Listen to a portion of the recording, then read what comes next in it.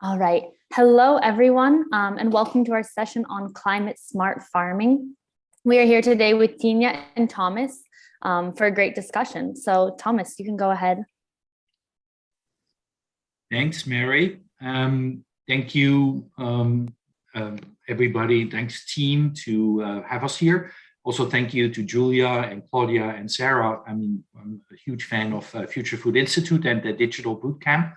FarmTech Society is having a standing partnership with providing at least one session and some mentoring for the Digital Bootcamp. This is our third participation. My name is Tom Zollner. I am the Secretary General for FarmTech Society. We're a sectorial or industry association based in Brussels, covering a little bit of a new way of growing food in this world. I put in the chat our registration with the EU Transparency Register, where you can see who is part of FarmTech Society. We're basically trying to zero in on a few topics which need to be collectively addressed for the industry, which is emerging. I mean, there's a very strong demand due to various reasons, including climate change and a supply chain disruption, to rethink this food production, food system globally. And regionally also, its agriculture is never really very well organized beyond the kind of local farming cooperatives and then maybe some national organizations. So we started this organization 3 years ago with the demand from this emerging innovation-driven sector called controlled environment agriculture.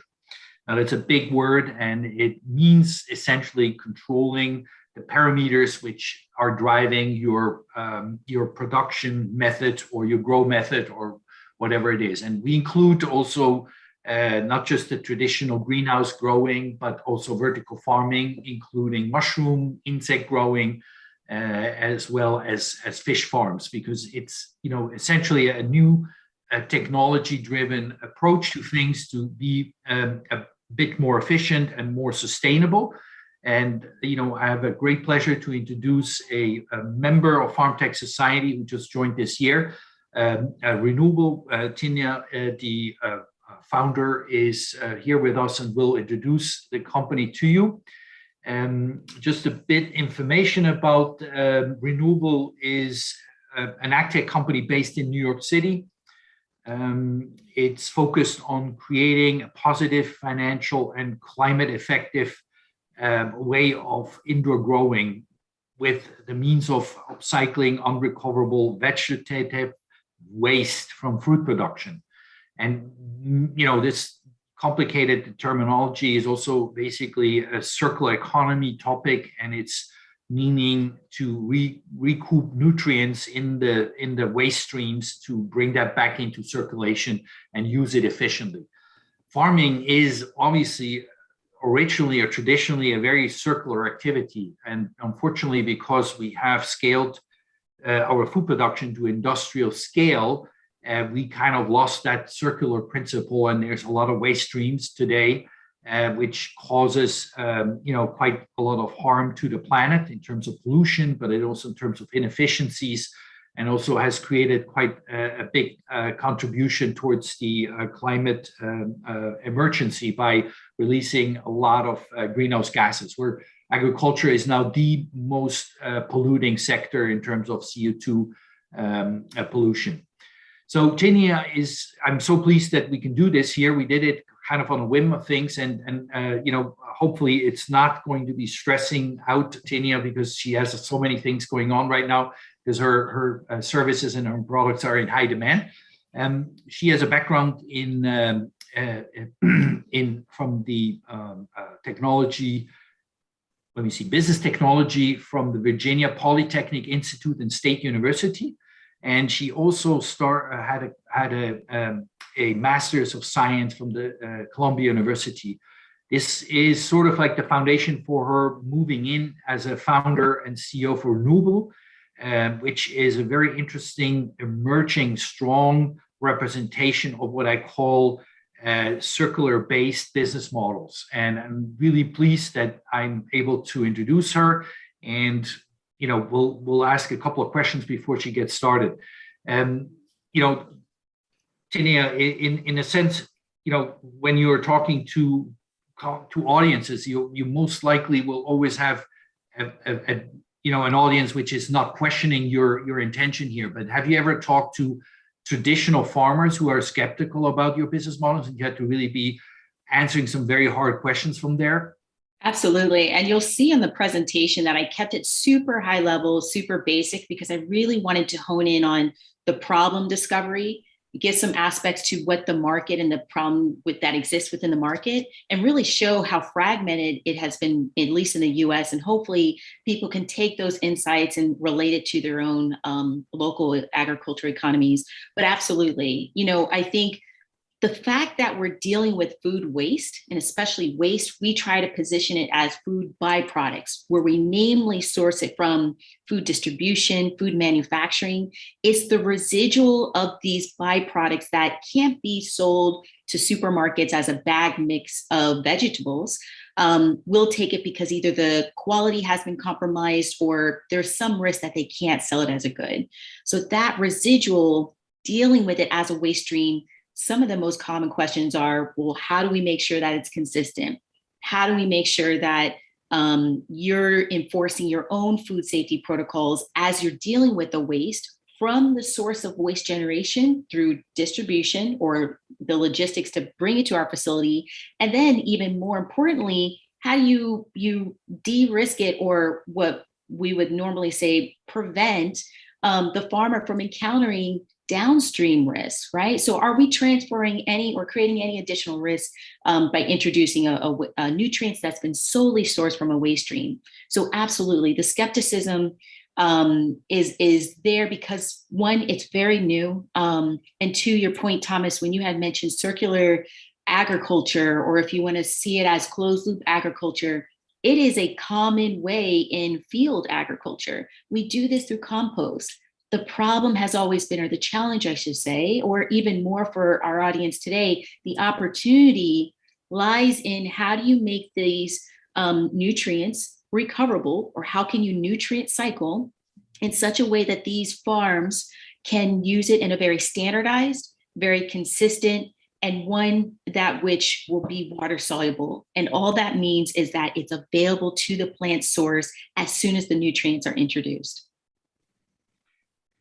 I mean, the interesting question is that, you're basing a business model on a waste stream which is existing, which is quite large. I mean, people who are not familiar with food production are not aware how much waste there is. There is always obviously the discussion or a lot of attention is paid to the consumer waste. Like, people feel very guilty about wasting food, but when you really look at what happens when you are growing salad for a living, you're wasting so much just by trying to produce a certain quality and a certain amount of a certain uniform size, which is, you fulfill your order for your retailers, that along the way, it's a mountain of waste. Now, in an ideal world, we are going to solve this problem by basically growing food, which then doesn't need to be wasted, even from a very early stage of a growth process. But does that mean that your business model will be in jeopardy? Because, if we're reducing also waste streams, where, then your business model basically exists because you are recuperating so-called worthless waste and upcycle it into and bring it back into circulation as nutrient. So, the question is also, when we are, creating a sort of recycling programs for our garbage, we don't need those recycling programs if we don't have any garbage anymore. And essentially, of course, people cannot think, that how would that be possible? But, essentially, we used to live in a society, in an economy which had no waste. It's kind of waste was generated because of convenience, and it sort of has now created a major problem. So overall, do you see yourself going out of business by the time when we are becoming full circle and no more waste streams of any sort? Yeah, we get that question often, especially from investors, and I'll be 100% transparent on that. The main question is around how do we make sure that there's security of the waste stream? Because as you know, that's a raw material for us. So let me clarify in that we focus on the pre-consumer waste, that commercial or industrial waste that is let's say that is it's not at the consumer level or food service level. Now, hopefully I can inspire, those that are on this call or viewing this from live stream, that there is a tremendous amount of opportunity to provide a solution that can take the food waste for post-consumer, because most of the impact is needed there, not for the pre-consumer. And there are methods to do that.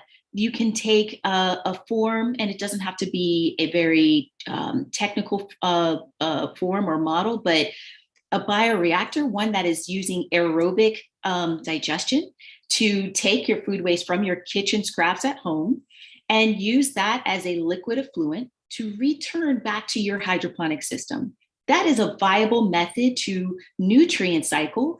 And the balance and challenges there and is the main barrier as to why that can't be done, at least from what I've been able to observe and experience at scale, is because your kitchen scraps vary every day, right? And that introduces varying nutrient concentrations. Your micronutrients are different. You're constantly having to add additional different types of kitchen scraps to get a higher amount of, let's say, nitrate, right? You may need to add more banana peels for potassium. So there's a lot more variability, and these commercial farms don't want to deal with that. They don't want to have any vulnerability to variability. So absolutely, there is a need for post-consumer waste being done. However, to your question, we don't see ourselves being put out of business, and it's for the following reason. What we've noticed, at least here in the US, is that food manufacturers, food distributors, and farms most often don't want to deal with having to, they want to focus on their core competency, and that is food production, that's processing. Anything outside of that is an expense. And so they really just want to quickly get it out of their operations and allow an off-taker, whether it's a composting facility, an anaerobic digester, or Re-Nuble, take that. There has been a lot of let's say, lack of high service in these off-takers reliably taking that food waste stream or food byproducts. And so that's where we're able to come in and really differentiate ourselves, is we can be a solution that is either co-located or operating alongside these operations. We can be close proximity, and we're able to turn their food byproducts into a finished good that we'll explain shortly after our questions, into a product within 24 hours. And so I at least don't see in the near term, let's say 5 to 10 years, that being a threat, but it's certainly worth a question. So now I'm really super excited to get to know exactly what you're doing. And we kind of triggered a lot of the topics which you will basically are going to explain to us. I do think that, there will be always a service requirement for improvement and efficiency on any farm level. And, that is an endless, a business model, which, obviously waste streams need to change over time. And obviously, I think there are good solutions as a service for multiple reasons. And please go ahead and introduce your wonderful project to us. Yes, give me 1 second. I'll share my screen. Okay, can you see the first slide? Okay, yes. Great. All right, yes, thank you so much thank you, Mary. Thomas, thank you for that introduction. Really appreciate each of your time and joining us here today. Thomas is right. How we explain Re-Nuble sometimes is a bit more technical and challenging than it needs to be. Ultimately, what we do is we take vegetative waste, and this is the post-consumer stream, and we turn it into a platform of technologies that I'll review shortly that gives these farms an ability to have a positive financial and climate effect, and I'll explain how.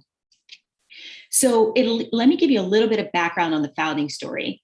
In 2012, we as in New York City was spending $77 million to export food waste to China, Pennsylvania, and Virginia at the time. We now spend roughly $186 million. And it's largely because New York City simply doesn't have the composting infrastructure to handle its enormous food waste stream in a very cost-effective and efficient way. And ideally, as close proximity. So currently, of the two large composting facilities, which are roughly 2 hours outside of the city, we do export it. And so, what we have found in the US is composting, the infrastructure and access to it is largely fragmented. You have some farms that are close proximity to a composting facility, and if not a composting facility, then close to an animal farm.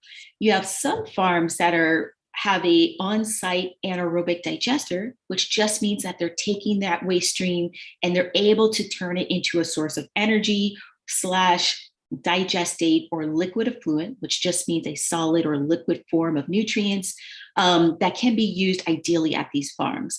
However, anaerobic digesters and composting facilities are incredibly capital intensive and require a lot of footprint for operations. So that's where we can come in and provide a bit more of a unique solution.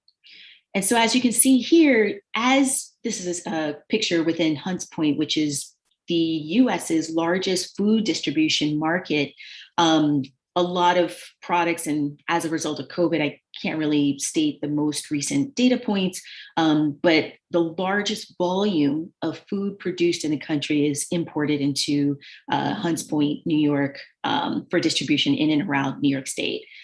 And so that dynamic is bound to increase, and they project, I think the last time I had read, 60% of people living in or near urban centers by 2060.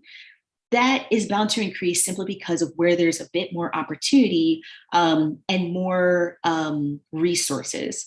And we're starting to see this around Africa. We're starting to see this in countries outside of the US.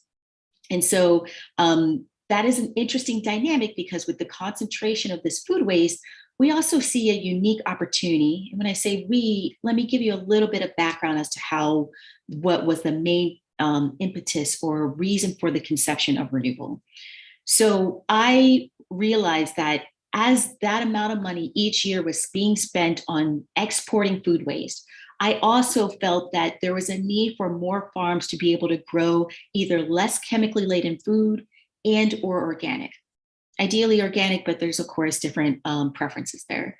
And so the way to be able to enable, especially these indoor farms where they need a very sterile, consistent, and predictable grow chamber or environment, was to help them be able to make use of the nutrients from this growing organic waste stream.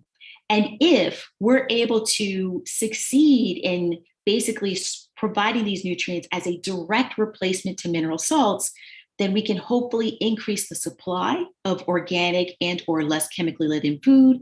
And as a result, bring down the price points of these goods because of the fact that it's a result of more supply. So inherently, we would make the food more affordable. And that seemed to be always a challenge. As I mentioned earlier, aerobic digestion, taking a bioreactor or taking liquid that has been even in the form of compost tea. You'll see in pictures shortly that oftentimes these farms are not able to recirculate the nutrients in a way that doesn't create the challenges that their synthetic mineral salts that they're not encountering with synthetic mineral salts. So largely the industry has been using conventional synthetic mineral salts because it's just an easier, more cost-effective, and cleaner experience. And so the growth for this industry has been skyrocketing, at least in the US. I think we've seen it at least, if I can't remember the data point on this actually, but I believe there's been 2 billion, no, it's got to be more than that. I apologize for not remembering, but there's a significant amount of investment capital going into indoor controlled environment agriculture for several reasons. Some of the most obvious of which we're all familiar with: erratic climate patterns, pest and disease challenges being exacerbated because of the erratic climate patterns. But in the US, we're seeing that more of the field growers want to diversify. They want to grow because they see the reliability in growing year-round in these indoor controlled environments. And they like the ability to be closer to proximity to these more densely populated areas. There's a lot of rhetoric in the US and providing a bit of shame of sourcing food from California when it's being trucked all the way to New York. And I can speak to that here in the city, some of the marketing that's been placed on vertical farms serving local New York City constituents. But, you know, the need and the growth, which they anticipate to be 20 to 24% compounded annual growth rate, at least $20 billion by 2030, there's a huge demand for growing indoors.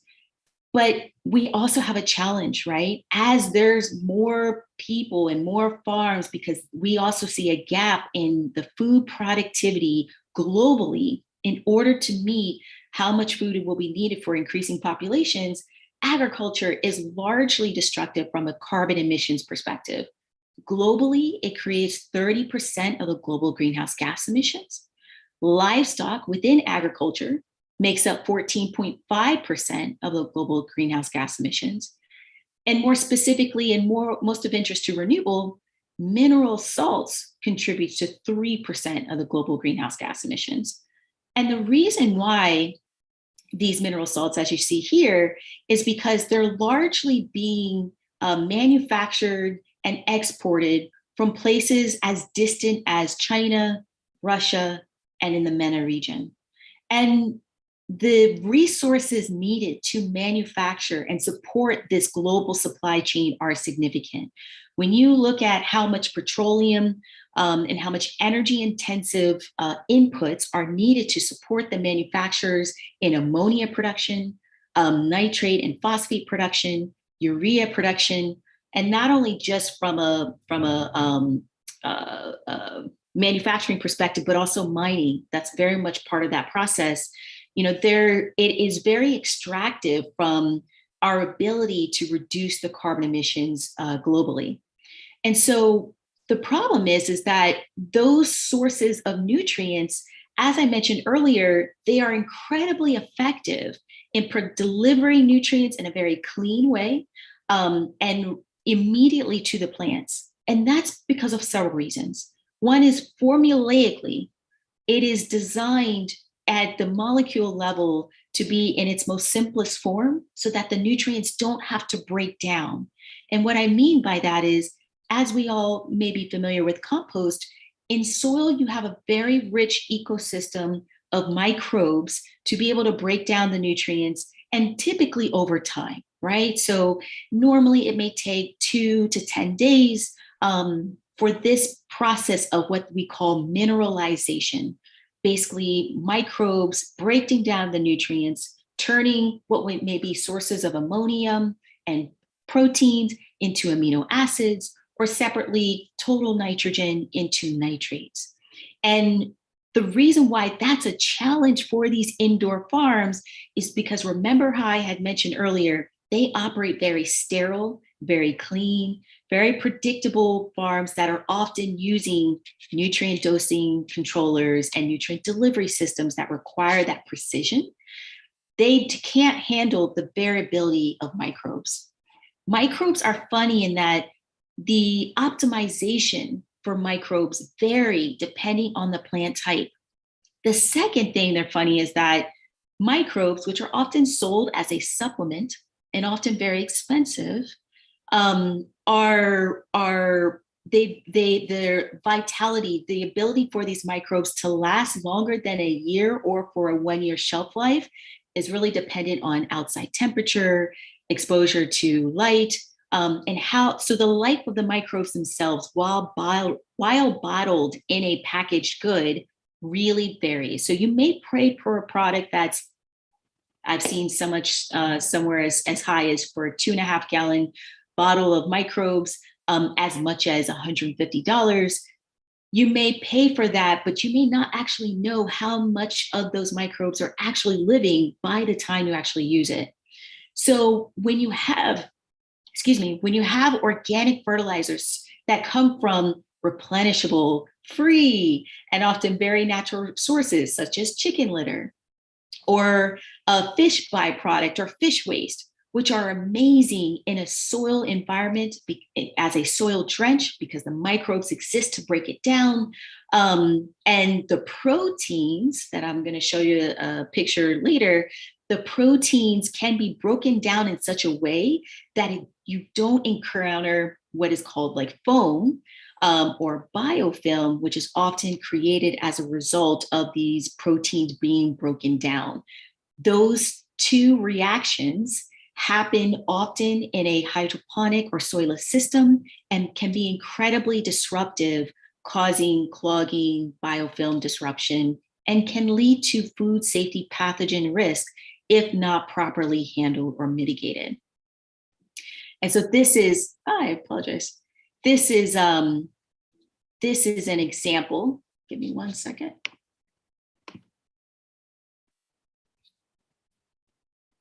Okay.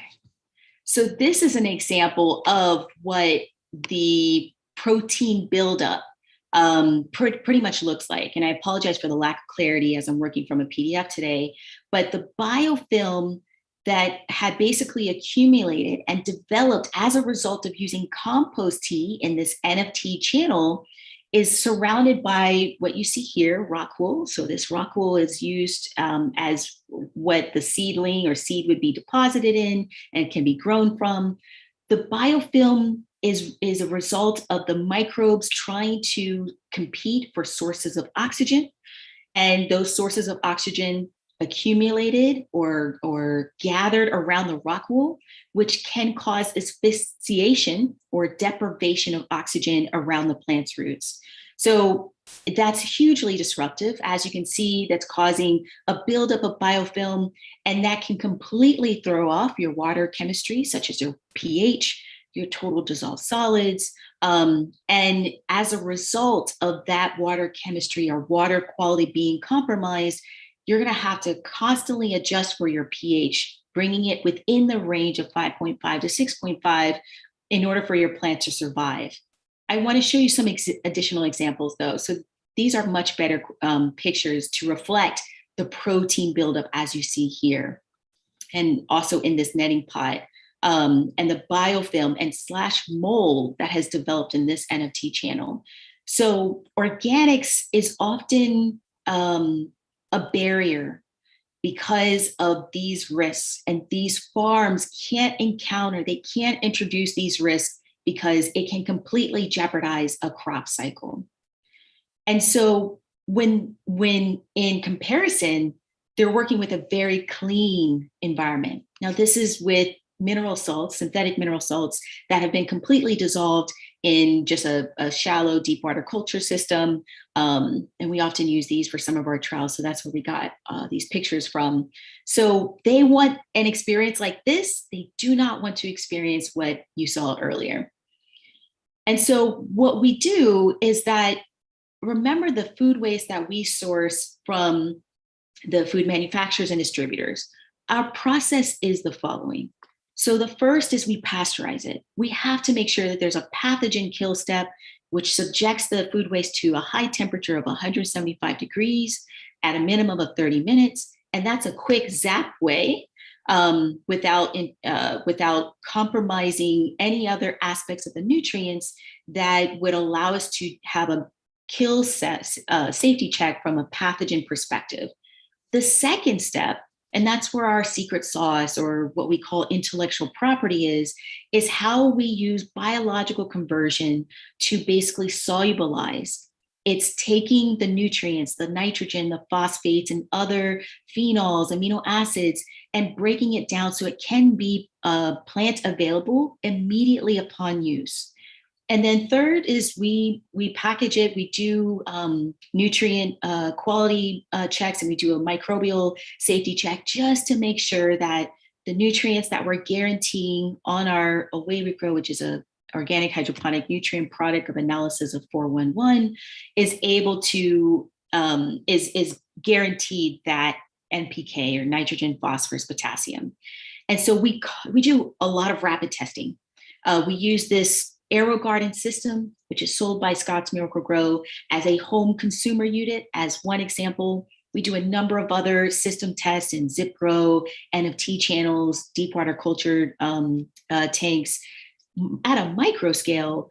But the goal is to replicate the same results that we're claiming, and to also always have as close to any experience for a production environment as our customers or farms would be having.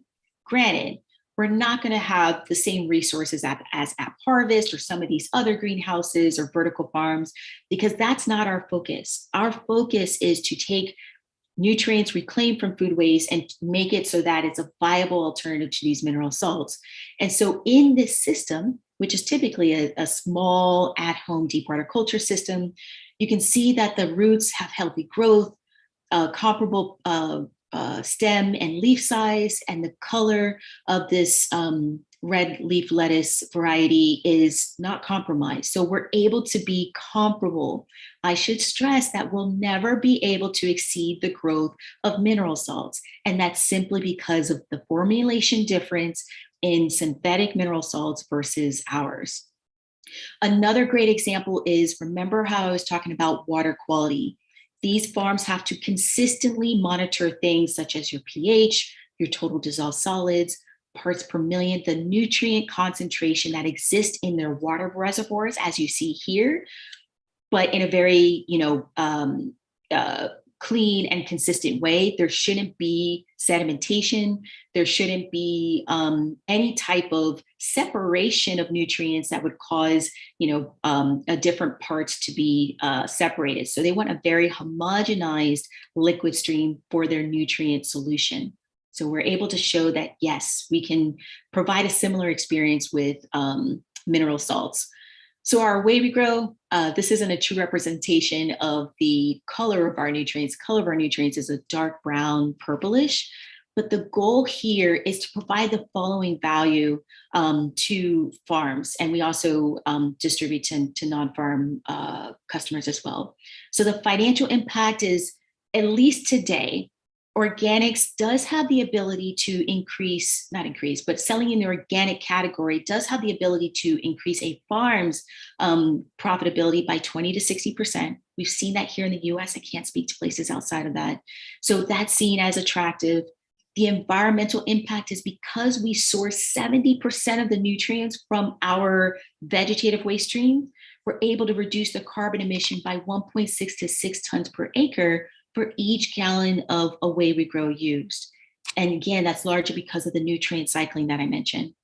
So the main key differentiators, and I mentioned this because it's always important for you to think of, if I'm thinking of this new innovation that each of you may have in mind, how can I differ myself or differ the offering? And that's often seen as differentiators. So with organic hydroponic nutrients, seen as water soluble, that's a huge plus for the industry, because they don't want to wait for 2 to 10 days for an organic product to be mineralized or broken down for the plants to receive it. They don't have that time, and they certainly don't want to spend on a separate tank or reservoir system and more time and labor to manage that before the product can be seen as water soluble.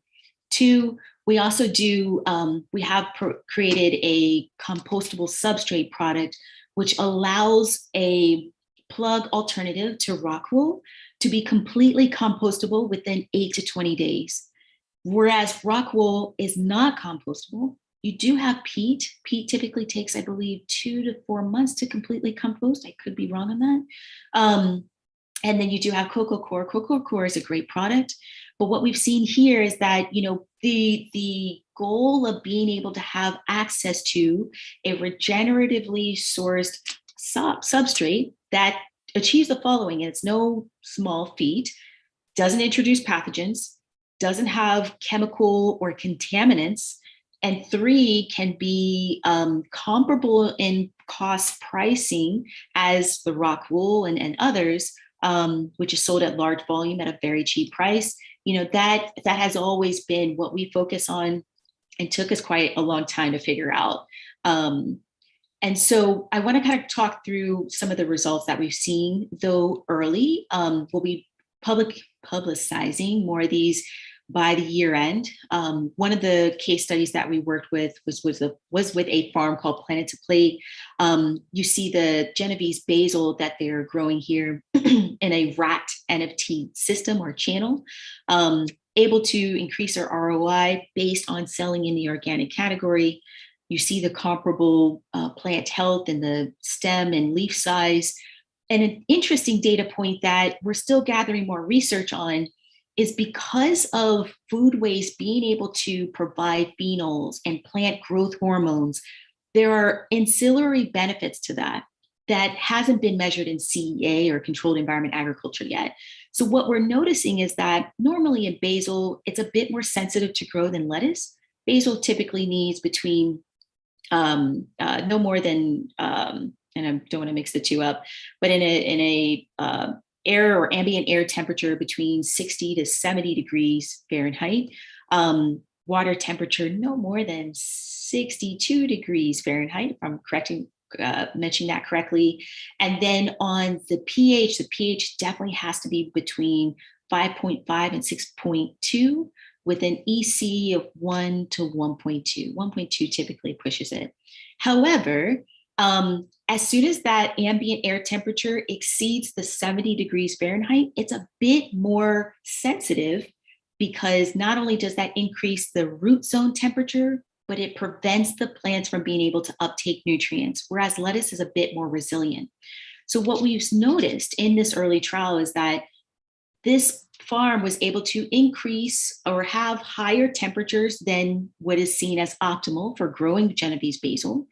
And as a result, we can help these farms, and granted, this is all early studies, but help these farms be able to operate in a grow environment that can endure higher temperatures.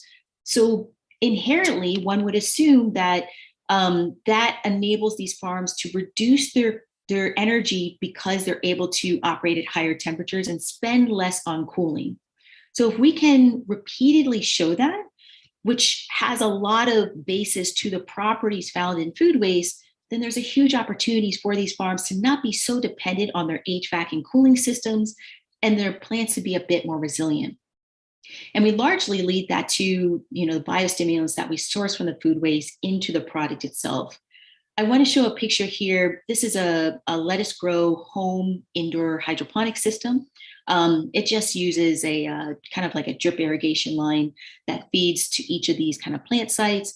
This particular customer, before using Re-Nuble, had a significant amount of seedling shock as a result of high temperatures from this product being shipped from the West Coast to the customer in New York. And so she wasn't sure if she was going to be able to recover it. And that would mean another expense of having to order more seedlings. We were able to have a recovery rate of at least 85%. And that's simply by having what we believe to see a lot of the biostimulants within the product, which leads to its ability to handle stress at a higher capacity than one that would just be using mineral salts. Because mineral salts is really just optimizing for nitrogen, phosphorus, potassium, and not as much for the micronutrients and some of these ancillary benefits that we're able to source from vegetative waste streams. So the carbon effect, again, I apologize. The carbon effect we see to be pretty substantial. As I mentioned earlier, for every 1 ton of food waste that we're able to divert, we're able to take or remove 3 tons of greenhouse gas emissions. And that's largely because of our carbon negative process. It's very low energy intensive. And given the fact that we have a zero waste policy and try to be as circular as much as possible, we're able to kind of contribute this downstream impact to our users in terms of our own impact on emissions. So our platform of closed loop agriculture solutions pretty much encompasses the following. So I mentioned the organic hydroponic nutrients. It's a liquid product that the farms are able to have as a substitute to the synthetic mineral salts. I also mentioned compostable substrates, which is basically provided in different form factors, either as a plug, a slab, or a block. But really what's interesting, and you may have read with our partnership with Ketos, is the on-site food waste recovery system.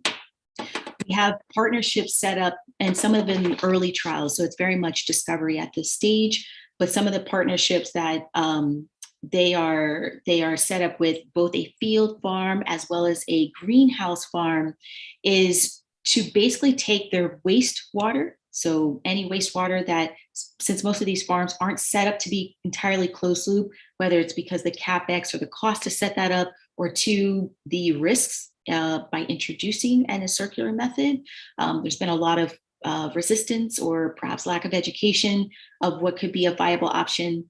Or a field farm in this, in the relationship that we have.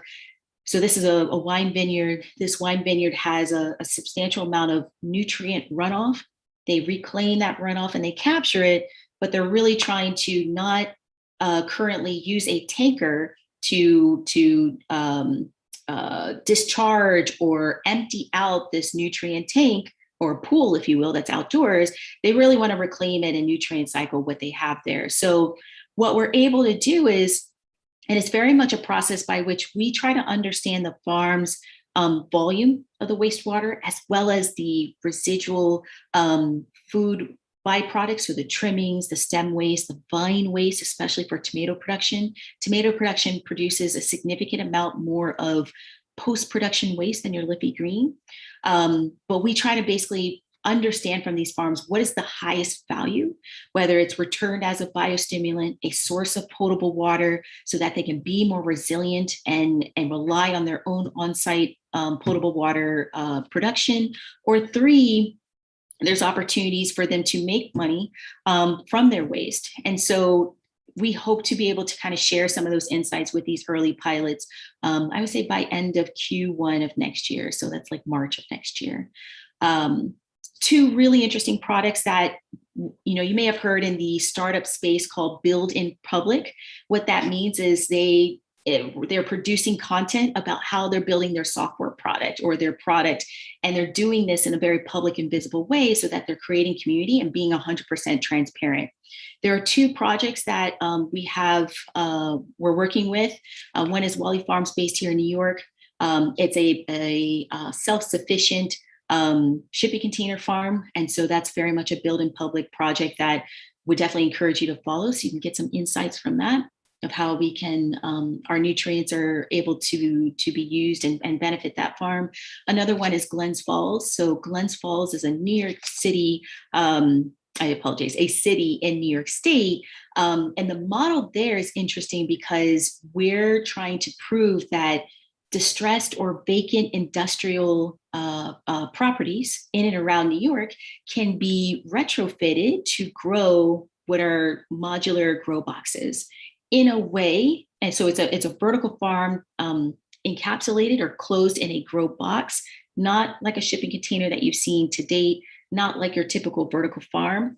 We're taking existing off-the-shelf technologies, packaging them, and essentially providing what we hope to prove a more cost-effective model of creating vertical farms in these industrial vacant properties, so that these outdoor traditional farms and, let's say, rural or suburban economies that could use the economic development from participating in the vertical farm, this is a much less capital intensive model for them to benefit from. So really looking forward to kind of sharing the insights on that 12-month pilot. But ultimately our goal, and I hope that I shared with you enough to at least know that our goal is to really use as much of the renewable resources from food waste as possible, so that people can viably use food waste as a viable alternative to synthetic mineral salts and try to nutrient cycle as much as possible.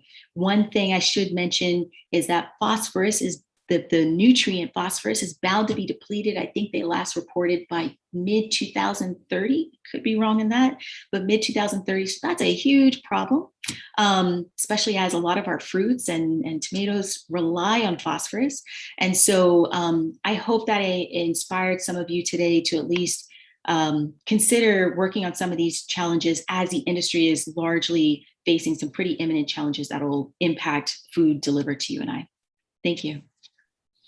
Super cool. I mean, thank you. And just to make sure that the audience is a little bit up to snuff here, Can you describe a little bit what an aerobic process means? I mean, just in simple terms.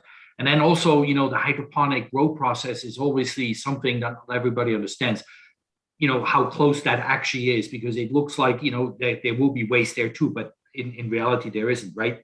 Or is there waste? Do they have waste from the nutrients, or do they use it all up?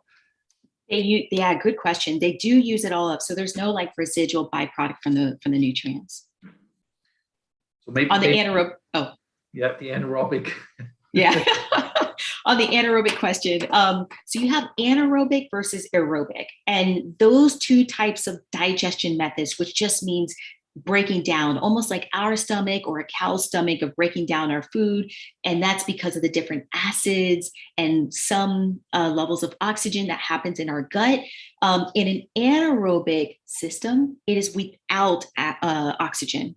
So you use specialized microbes, you use a specific ratio of the microbe to the food waste, and it is very sensitive to what types of food waste can be processed or digested at that time. So there are vulnerabilities there, whereas aerobic digestion uses oxygen. It also uses microbes, but is a bit less sensitive to the breaking down of food waste or any organic waste typically. So it is kind of like a fermentation process, right? Absolutely, yeah. And it is controlled. I mean, is it difficult to control, or is it hard to control? It's not difficult to control. Typically, it's by holding the food waste in a tight chamber for a specific temperature and dwelling time, which is just the duration of how long that digestion is happening for.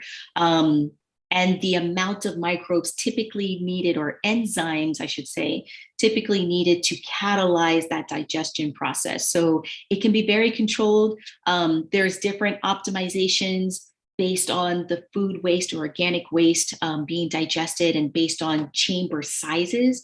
So there's a number of variables, whether it's the volume, it's the enzymes, it's the chamber size, time, temperature, that will impact the digestion rate for that process. Interesting. As you know, and we have discussed this from a farm tech society kind of benefit or challenge level, so to speak, is that largely these innovations are super interesting, and they could be a real game changer in achieving variable goals, which we need to fulfill to come off this bandwagon of destroying our climate. But we're not really recognized as any practice. I mean, it's interesting to hear that in the US that, yes, actually you can grow this organically in a hydroponic system. Here in Europe, it's completely impossible, because they say it's just purely soil-based. My question is also, do you see the use of this really interesting benefit also for somebody like a producer who does have food waste? Can he actually, or can they benefit from the fact that they are actually allowing you to upcycle this product, that they can actually say, well, we are actually not just recycling our things, but we're doing a really interesting new upcycling shape or form with it? I mean, I'm talking about, like, let's say a food processor who is also interested in how they're marketing their products in differentiation. Is that a possibility, that you can also make that claim visible for them, that they could actually use that? Or can you list yourself being certified under a certain topic, and that means like you are creating a standard for this, obviously, and using a certain standard which is either existing already, or did you invent that? All great questions. I will be transparent in that we haven't created a standard. We are actively, we pretty much survey of the resources and standards, whether it's a B certified farm or they also call upcycled products association. There's a number of different associations that touch on what we're doing, but not that. The circular kind of loop agriculture is still really nascent. And so I would love to say that we're in a position currently to say that we've created a standard, we're still figuring that out, because the fact that we need to make sure that this standard has to be solely aligned with our growers. And what I mean by that is that standard going to have some type of monetary impact? Is it going to earn them more dollars for their produce? Is it going to be able to get them more wholesale buyers for their produce? What is the positive impact that it's getting them? And unfortunately, it has to be more than just an ESG or climate effect. Right. So it often financial. The way we try to approach it, Thomas, is that we essentially want to, especially for the on-site food waste recovery system, there are ways by which we can add value by them using a circular method to process their waste in the form of making money for them. But it is a bit early in some of the partnerships that we're developing to show a viable path for that. Mm-hmm. Super interesting. So I want to see if there's any questions from our participants at this point.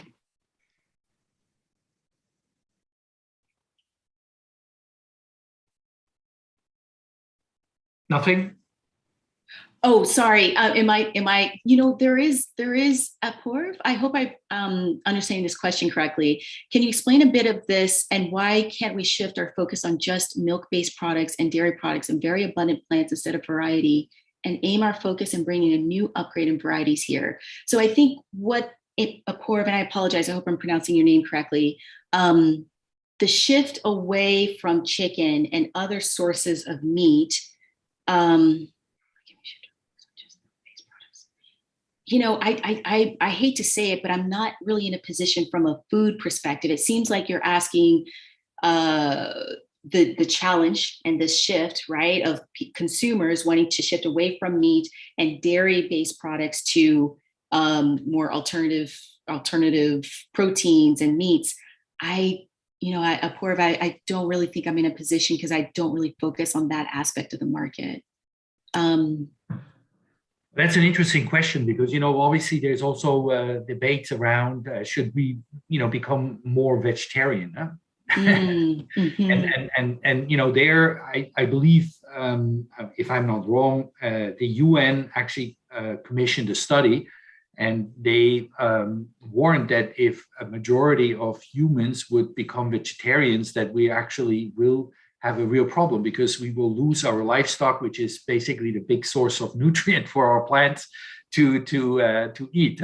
And shifting livestock protein into vegetable-based protein is, of course, a big thing today too, because it's very attractive now. Plant-based burgers, plant-based this, plant-based that. But essentially the nutrients need to come from somewhere, right? Because essentially we can't diminish the fact that we have a large-scale livestock industry, because they also provide a lot of nutrients in form of manure. I mean, anybody who's been on a dairy farm knows that the manure, is a very crucial aspect in the nutrient provision for the grass for the cows to be eaten. I mean, if he uses grass. So that is also an interesting equation to always have in mind. We have on our planet a certain amount of nutrients, and we have to actually husband that. And you mentioned that phosphor will run out, because phosphor is actually mined. It's not, it's not recuperated, but it's mined. In that, we need to be really fully understandable on the approach of things. I mean, it makes a lot of sense. I mean, are you also working with universities on trying to tackle this? How far can you go by replacing this synthetic fertilizer?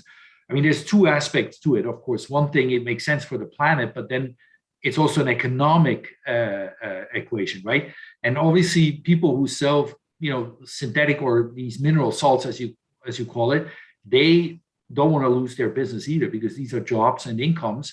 And are they interested in pivoting into this? Have you had conversations with these people?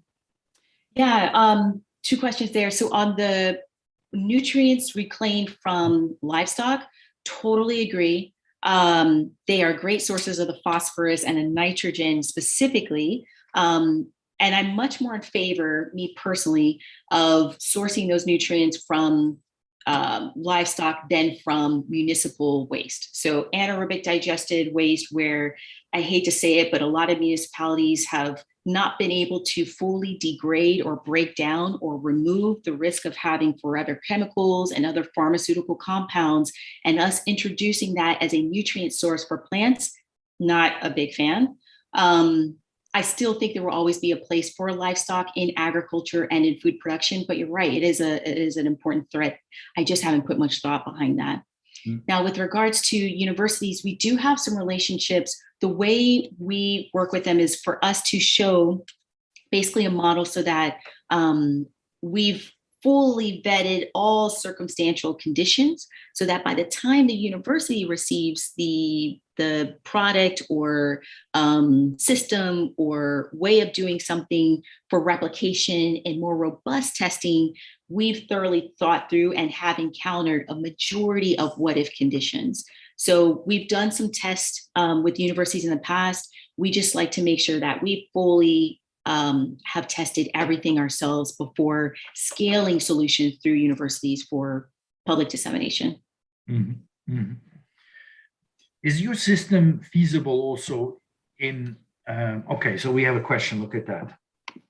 You see an opportunity in utilizing food waste from homes, restaurants, grocery stores? I do, and I was, Zoe, I hope I'm pronouncing your name correctly. Okay, great. Yes, so the post-consumer waste, definitely. I think there's, if you were to explore the path of like modular at-home bioreactors, as long as, because that waste stream is going to be highly variable, as long as, you were to come up with a method that would be standardized and that you can guarantee this amount of nutrients for whatever is being grown. So like come up with a protocol, right? This amount of bananas or this type of waste, and then be able to advise and educate. That's certainly what I see a viable path to use post-consumer waste, but just know that variability is going to be a strong challenge that you have to really kind of think through. Awesome. Any other question?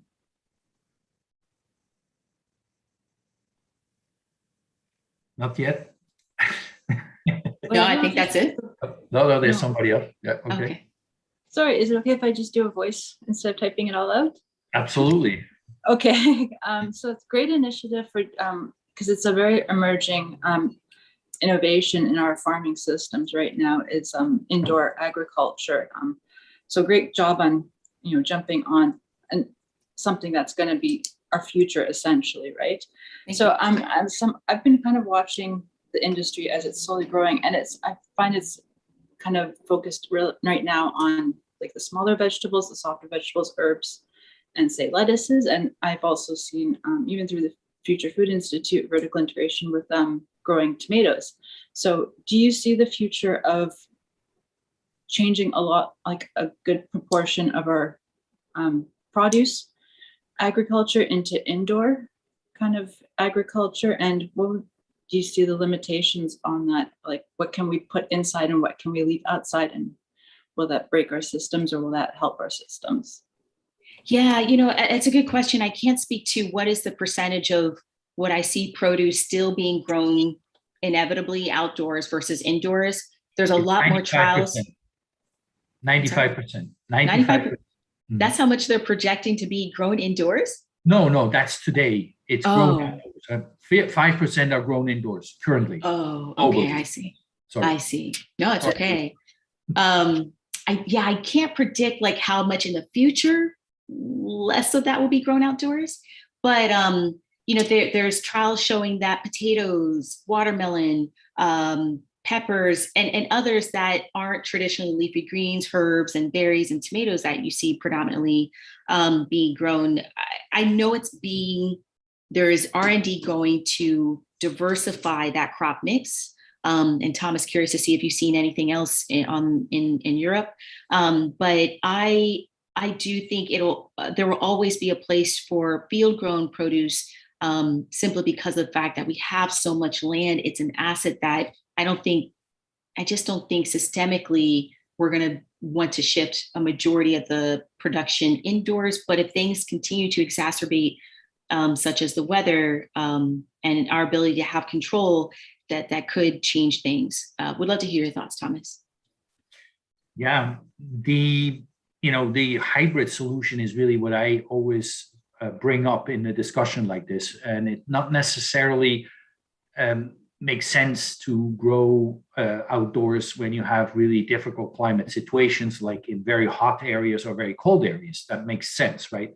But still, we have quite a lot of temperate climate and actually still very good soils. And then also we have also subsistence farmers who really don't have a means to become high-tech farmers. I mean, they really work in traditional ways, and they should continue if they can. But the hybrid solution is maybe something we can look at, and I think that may be the scalable factor for indoor growing, and that has to do not with the fact that you do exclusively something in or outdoors, but it could be the hybrid solution that you start a plant indoors from a seed to a little seedling, because that is a really fragile stage, and it's very difficult if you do that in a field. And today there are trials by big companies who try out, for instance, corn. And I know, for instance, in Vermont, there is already successful growing of sweet corn, starting in a vertical farm as a little seedling and then being transplanted into a greenhouse. And then at stage 4 or 5, when the plant is about 40, 50 centimeters high and has a kind of a really strong root mass, is then transplanted into the field and is finished off in a relatively short period, not needing that much inputs anymore, because the plant is robust enough to deal with droughts and too much rain, and also can fend off insects and other diseases much more easily. And what's interesting, there are papers proving that this kind of method actually pays for itself, because the yield increase in a situation like that will pay for the investment into these kinds of technologies. So that model could be interesting to be used in many different types of commodity growing, even including wheat or soybeans. However, that will require obviously then also a transfer of the value chain from the chemical inputs into these kind of technologies. And Farm Tech Society really sees that there is a big opportunity in this hybridization of these different types of growing methods. And naturally also on the low tech end, and also we are really looking at the situation, what is happening in Africa, for instance, or in big parts of South America and Asia. Those farmers, they really have no access to real energy or infrastructure. So how do they cope with that? And I'm curious if your system could also be a really interesting way for those subsistence farmers to generate their own nutrients from waste products, because the waste product really is also, it's a global thing. It's not just New York City or Brussels who has a lot of food waste. It's also very present almost anywhere where humans are, right?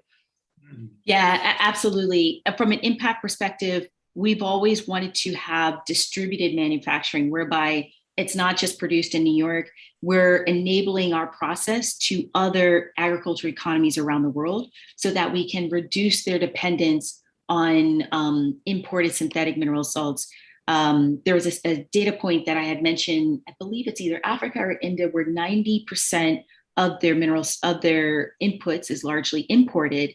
And so we want to make a lot of these systems or economies more resilient, certainly because of the food waste that they have locally. However, do admittedly know and are aware that food waste does vary based on region, and they may have inputs that are are more available or abundant and free. So it's like, how do you price for food waste that's been nutrients that's been cycled from food waste or food byproducts, when most of these subsistence farms, largely growing in soil, are able to source manure or other types of organic fertilizers? That's going to be a huge challenge, and one in which we're not prepared to take on at this time. Right. But it is a possibility. I mean, particularly also if they have an increasing problem with sourcing manure also. Because of the climate change, a lot of these things are also shifting. This Absolutely. is really amazing. So we have a question here. Is there a possibility of addressing the packaging of the food into biodegradable form? And with all the new innovations, the biodegradable packaging as a way to make more compost and hence increase the more nature-friendly environment? Yes. Let me just make sure. 1 second. So meaning like the packaging in we still have a lot of plastic in our packaging. So that kind of, is that a obviously that would make the waste stream more biodegradable if there are no more plastics in it, right? Yeah, we always do a scan, and the plastic, which is 80% biodegradable, that you saw of a way we grow in the earlier slide, we have not seen 100% biodegradable plastic packaging to date. Plastic is enormously a challenge. There are substitutes for plastic that have been derived from cellulosic sources, or can be made from agricultural residual waste.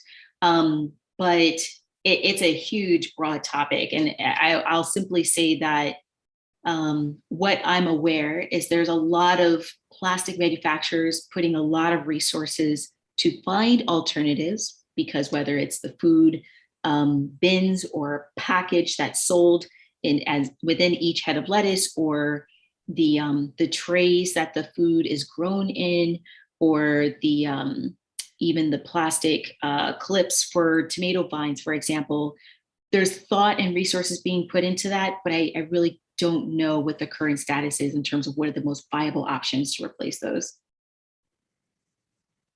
Yeah, the packaging challenge is here. I mean, the European Union has been soundly trying very hard to replace all the plastic with biodegradable plastic, but it's actually not working that well. Yeah. Because a lot of companies are resorting to using paper and then use plastic in the inside of the paper, which is actually making the paper then non-recyclable either. So it's really a very, very difficult crux. Although I think there will be, I mean, theoretically, we can have biodegradable materials, having similar properties than plastic. It's a matter of economics, because it's always a much more expensive proposition, because we are using fossil fuels to make plastic, and this is a big, gigantic supply chain which is subsidized, and it's also I saw some comparison that if instead of buying a bag out of plastic, when you buy one of those cotton shopping bags, this cotton shopping bag has a footprint of about 1 million plastic bags. Wow. Really frustrating, huh? But it is a big topic. But I think we'll see in the next 2 to 5 years really huge developments, because regulators are really cracking down on it, because we have filled our environment with so much plastic that is really scary. I agree on that. And another last thing I'll say is that it's really important, not only the producers of these alternative packaging, but for them to make sure that there's a clear path to get it to the right off-takers, those that can process it into a biodegradable fashion. So what I mean by that is, a lot of times these composting facilities may receive a specific grade of plastic that can be biodegradable, not 100%, but a fraction of it, but they don't have the ability to fully biodegrade it at their facility. So these compostable alternatives are not being routed to the right off-takers. And it's a compounded challenge from what you said is, finding the right alternatives that reduce the amount of emissions compared to plastics as a baseline, and then 2, making sure that it is being sent to the right off-takers that can handle that type of waste. There is a very interesting question here. Is there a possibility of saving the microbes from the changing climate? Maybe the person who wrote this can explain that a little bit. Bukongor, Isaac, what do you mean with that? Saving microbes from the changing climate?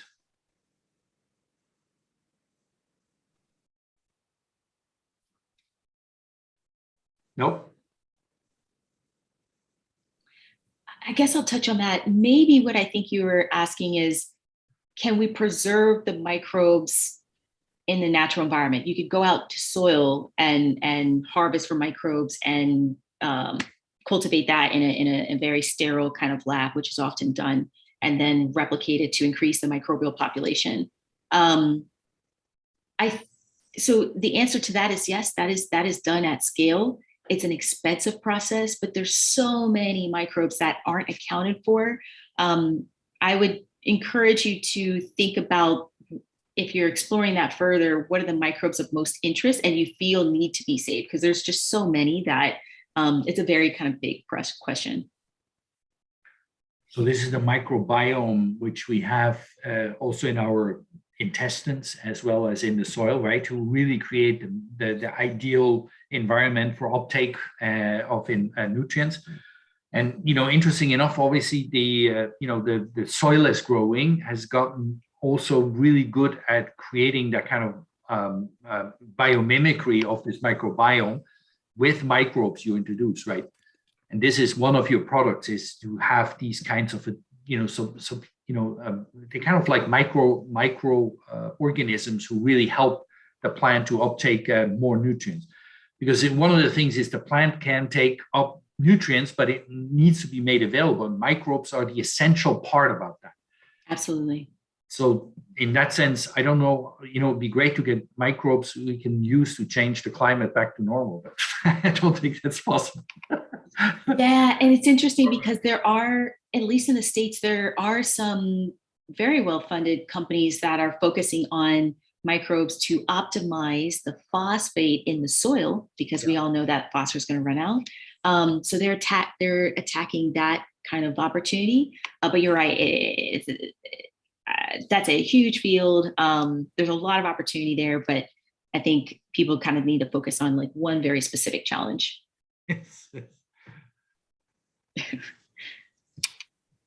Okay, more questions here? No, it's shared, some videos are shared. Interesting. I mean, would I be curious, the group, to kind of like think about also when they're wanting to come up with solutions, if they see the nutrient recovery as something as an important thing.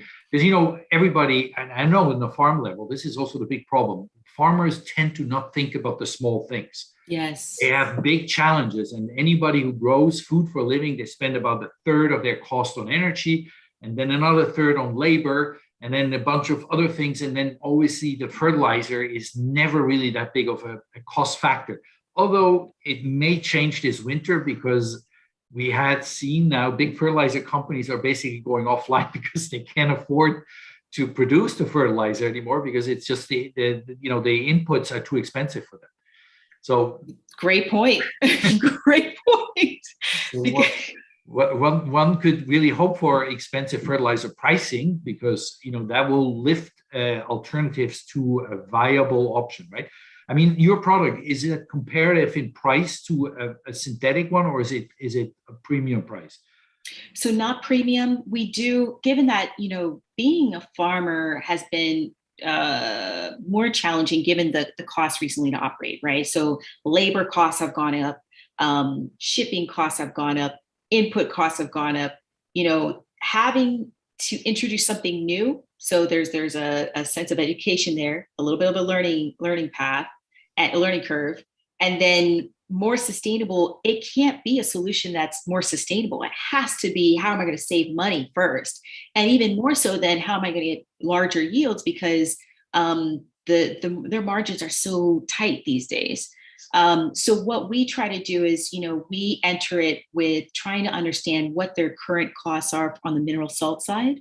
And especially when, they're interested in the substrate as well. And then we're able to bundle it so that we can provide cost competitive pricing to their existing mineral salts. We have that flexibility, thankfully, but yeah, our goal is not to make it more expensive for these farms to operate, because it is already challenging, and we really just want them to do the right thing. So we try to make it as easier and less resistance as possible.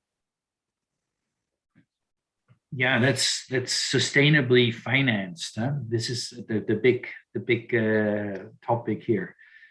Also to be able to really have a future-proof product, in a sense that it needs to be affordable, but it needs to make sense. Huh? Absolutely. For sure. So somebody's asking here if they can have your product in Uganda. We get some inquiries from like Tanzania and other parts of Africa. Not yet. We're sorry. We want to be able to scale effectively throughout the U.S. Show that is actually a working model before we go to other countries. But really appreciate you asking. The goal is definitely still, whether it's Africa or Brussels or elsewhere, is to enable them to take our process, use their localized waste stream, and replicate it in their own regions. We are not interested in distributing products from the US, if that makes sense. Sure, makes perfect sense.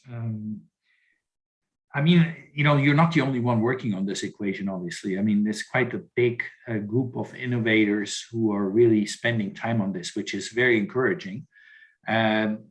Because, the market share is huge to be conquered. I mean, if you really want to replace all the synthetic fertilizer, you have a very nice scalable business model.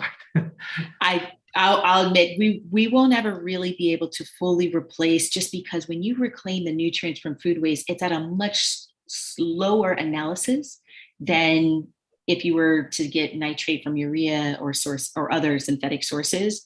But yeah, just wanted to leave that as takeaway. Yeah, very good. So we are at 5:20. What do we have in terms of comments? Eco-aware products are made from plant biomass, produced from plant residues. Defined as a manner, has no chemical pesticide residue is present.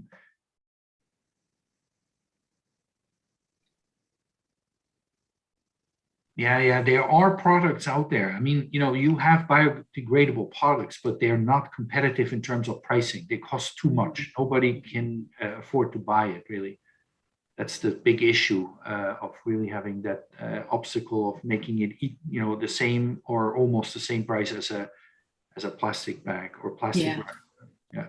Yeah. One thing I would like to ask over here, I'm having one more question, and it's like it's typing it would be a bit lengthy process, so I just thought of asking it.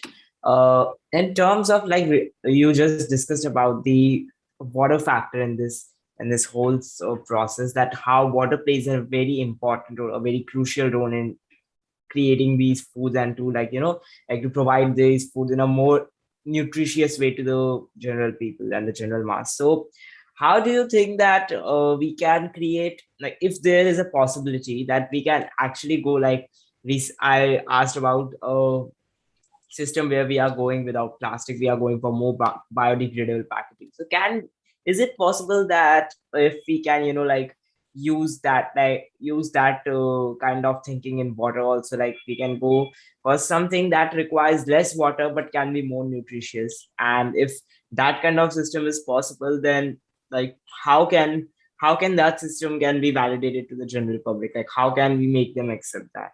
What do you think? What are your thoughts on this? And you're speaking to food production, right? Not plastic alternative packaging. No, I'm not talking. That was just an example from just for the example perspective. Okay, so and let me just help me in just making sure that I'm understanding this correctly, but how to make food production more nutritious, but with the least amount of water required to produce? Yeah, exactly. I mean, that is the goal of a lot of these hydroponic or soilless systems. The claims are between 90 to 95%. Some are even saying 98%. Less water is needed than a traditional field farm on a per acre basis. I think, if I knew the answer, then I should figure out the technology to build, right? Because everyone's trying to push for nutrient density optimization so that consumers that are eating the produce grown are ultimately going to have the most positive impact.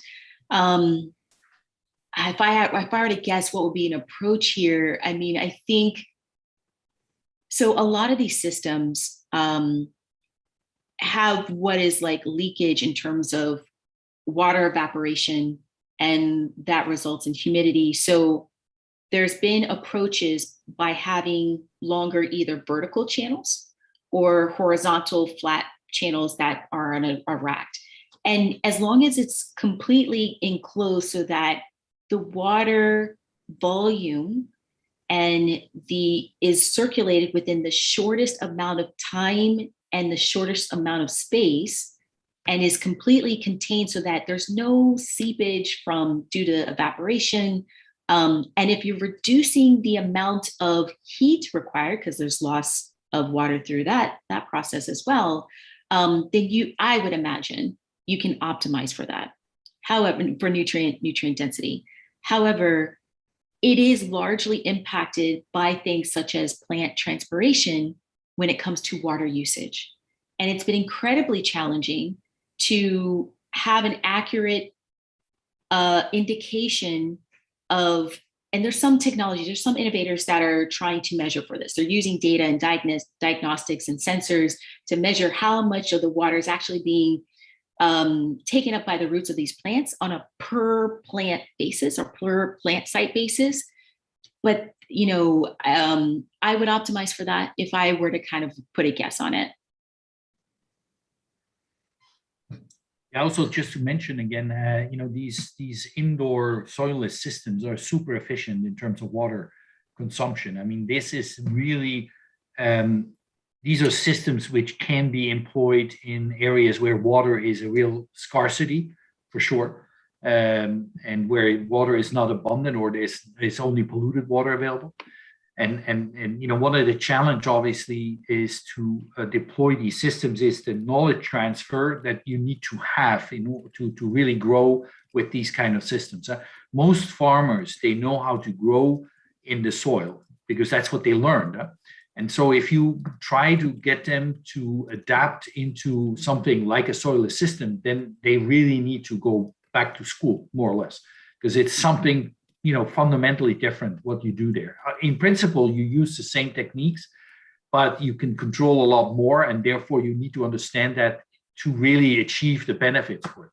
And this has been a real problem for the industry, and it's also largely because it's not an industry which has been recognized because we're still not that present in terms of practice by the regulators. And that needs to change, because if we do have that, then there will be also the ability to have training programs for farmers on a large scale in many regions to understand how to use these systems. And I'm not talking about university degrees. These are just training courses which will allow you to actually get a system like that wherever you are, and start growing with a lot more efficiency on the water side. I think this is primarily the biggest advantage for these kinds of systems, plus this predictability, et cetera, et cetera. But yeah, just to add on, sorry. No, I appreciate that. So I believe I asked your question. Basically, Zoe had asked, does our nutrient product specifically have any impact on flavor? We noticed something that's discernible. For example, heads of lettuce that we've trialed, where if it's store-bought and synthetically grown, has been referred to as earthy for some people, and it's very anecdotal. So flavor is very hard to measure quantitatively, but it is some plant varieties have like a more buttery taste or sweet. So we're trying to track that, but it's a bit hard unless you have a large sample size, and we're trying to do it in multiple grow environments so that we can have at least a baseline. Thank you so much. Anytime.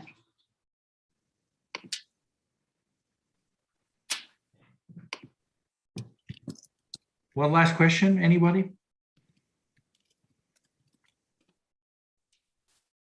Mary, everything is clear to you? Yeah, it was a great presentation. It was very insightful. I mean, it's always great to hear these things. And yeah, it's somewhat a challenge sometimes because it's very technical, and that's a little bit our dilemma. And I always love to be exposed to your boot camp, because then I realize that I don't see the trees in the forest because I'm so much in the forest. I don't see it. So. But if anybody comes up with questions even afterwards, more than happy to try to answer it. And obviously, I'm gratefully thankful for Tinia to really come on board here and spend time with us and explaining. I mean, I learned a lot. So Okay. very good. I hope it's been a good inspiration for everybody on the team here, and also very happy that we are live streamed here. If we can get a recording, that would be helpful too. So yeah, without further ado, I mean, I hand over to Mary and thank everybody for their time and interest. Thanks so much. Thank you so much, Thomas, for having me here, and wish you all the best. Thank you so much for your time. Thank you. Thank you so much. Thank you so much, everyone. Mm. Was great. Thank you so much. Yeah, see you soon. See you. So that concludes our session for today. Thank you all for joining us, and have a great rest of your day.